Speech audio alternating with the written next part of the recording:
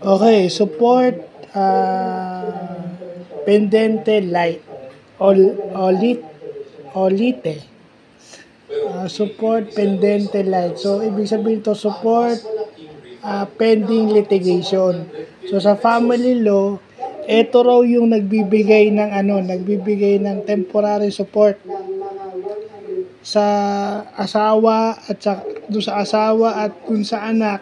Temporary din to habang may dinidinig na kaso o may hearing o pending yung kaso nila.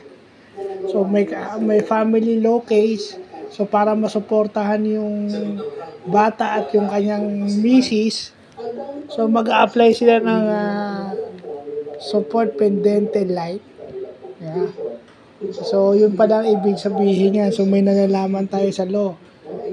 Sa English translation ito, support pending litigation. So, ibig sabihin, habang hindi pa final yung may temporary support dapat, lalo na kung may involved na bata. Yun sa family law yan. Ay, yung pendency na tinatawag, yun naman daw yung pendency. Pendency is yung state ng waiting or pending sa isang legal process. No? Kung may nakabinbin o dinidinig pang kaso, pendency ang tawag.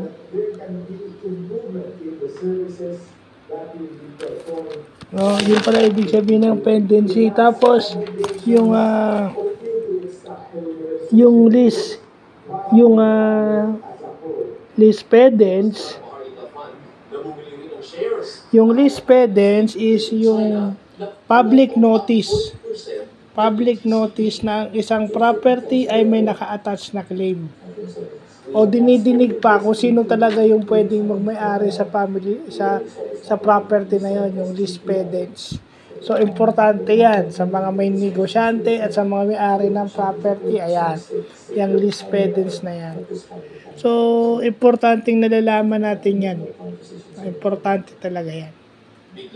Sa batas, kailangan alam natin yan. Lalo na yan kasi it affects business and it affects yung ating personal life. So, yun na nga yun yung mga legal terms na dapat alam natin. Lalo na yung support, pendente light.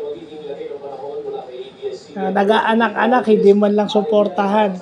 Sa support pendente light, yung korte ang magdedetermine gaano kalaki yung support.